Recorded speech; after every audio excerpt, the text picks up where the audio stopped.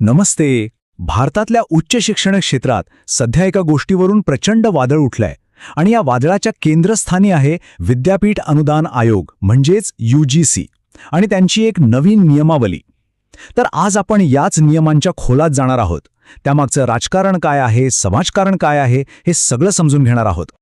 प्रश्न अगदी साधा आहे. हे जे नवीन नियम आलेत ते सामाजिक न्यायासाठी एक ढालीसारखं काम करणार आहेत की कॅम्पसमधलं वातावरण बिघडवणारी एक ठिणगी ठरणार आहेत? खरं तर याच एका प्रश्नाभोवती सगळी चर्चा फिरतीये. चला मग शोधूया या प्रश्नाचं उत्तर. ओके, तर सगळ्यात आधी हा संघर्ष किती मोठा आहे ते पाहूया. म्हणजे बघा, एका नियमामुळे अख्खा देश ढवळून निघालाय. ते कसं हेच आपण आधी समजून घेऊ. तर झालंय असं की UGCच्या या नव्या नियमांवरून देशभरात एक मोठा वैचारिक वाद पेटलाय. विद्यार्थी, प्राध्यापक, पॉलिसी मेकर्स सगळेजण विभागले गेलेत. आणि हा प्रकरण इतकं गंभीर झाले की थेट सर्वोच्च न्यायालयाला यात हस्तक्षेप करावा लागला आणि या नियमांवर सध्या तात्पुरती स्थगिती आणावी लागली. आणि एक गोष्ट लक्षात घ्या, हे काही फक्त कागदावरचे नियम नाहीयेत. नाही, हे नियम थेट आपल्या समाजातल्या जात, प्रिव्हिलेज आणि शिक्षणातली समान संधी यांसारख्या खूप नाजूक आणि खोलवर रुजलेल्या मुद्द्यांना स्पर्श करतात. बरं, मग आता दुसऱ्या बाजूने विचार करूया. जे लोक या नियमांचं समर्थन करतायत त्यांचं काय म्हणणं आहे? म्हणजे असे कडक नियम आणण्याची वेळच का आली? याचं मूळ आहे ना ते इतिहासात दडलंय. बघा, 2012 मध्ये पण असेच काही नियम होते, पण ते फक्त गाईडलाईन्स होत्या, म्हणजे बंधनकारक नव्हत्या. आणि मग काय झालं? साहजिकच त्यांची अंमलबजावणी जवळजवळ झालीच नाही. विचार करा, वर्षानुवर्षे भेदभावाची तक्रार करून थकलेल्या विद्यार्थ्यांसाठी हे किती फ्रस्ट्रेटिंग असेल. एका प्रकारे त्यांची क्रूर चेष्टाच होती ती. म्हणजे जुनी सिस्टम बदलायला तयार नव्हती आणि कागदावरचे नियम फक्त शोभेचे ठरत होते. आणि या जुन्या सिस्टीमचं अपयश किती भयंकर होतं हे यादी बघितल्यावर कळतं. दलित, आदिवासी, OBC आणि इतर मागास गटांमधल्या विद्यार्थ्यांच्या तक्रारी त्या सरळ कचऱ्याच्या डब्यात जायच्या किंवा मग चौकशीला मुद्दामहून उशीर लावला जायचा. अनेकदा तर गंभीर प्रकरणं, हा तर त्यांचा पर्सनल मॅटर आहे असं म्हणून फाईल बंद केली जायची. या सगळ्याचा परिणाम काय? विद्यार्थ्यांना प्रचंड मानसिक त्रास व्हायचा आणि काही अत्यंत दुर्दैवी घटनांमध्ये विद्यार्थ्यांनी आत्महत्या करण्यापर्यंतची टोकाची पावलं उचलली.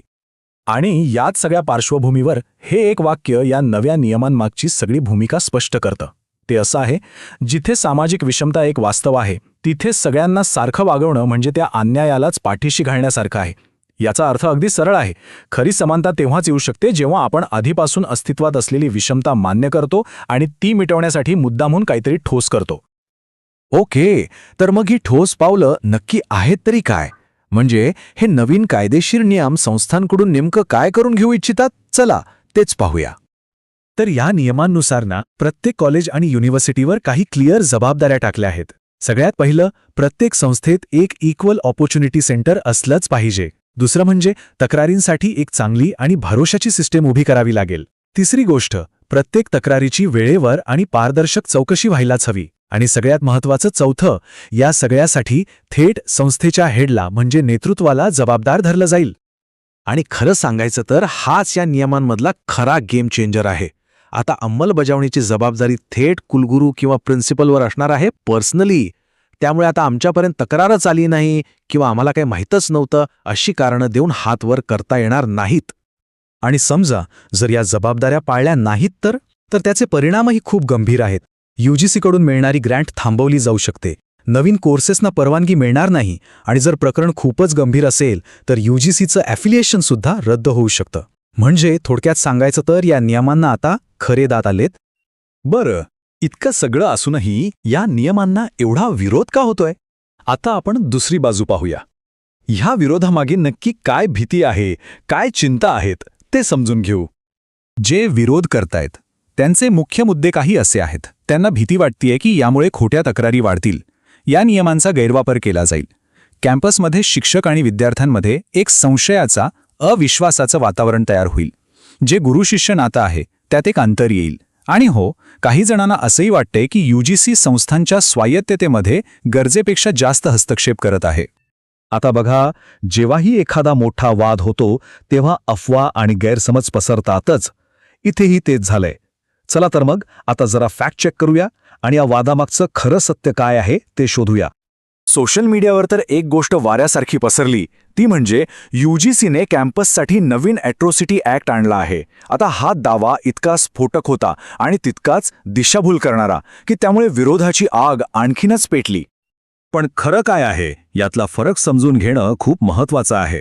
बघा, UGCचे हे नियम ॲडमिनिस्ट्रेटिव्ह लॉ आहेत, म्हणजे प्रशासकीय कायदे.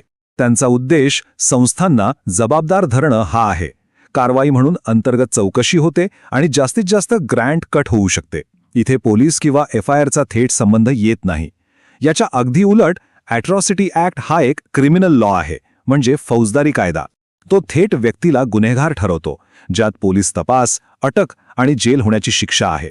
म्हणजे या दोन्ही कायद्यांमध्ये जमीन आसमानाचा फरक आहे. यावरून एक गोष्ट तर स्पष्ट होते. ह्या नियमांचा मूळ हेतू हा संस्थांमध्ये सुधारणा घडवणं आहे, लोकांना गुन्हेगार ठरवणं नाही. युनिव्हर्सिटी आणि कॉलेजेसनी भेदभावाच्या बाबतीत आपली जबाबदारी ओळखावी, हा या नियमांमागचा मुख्य विचार आहे.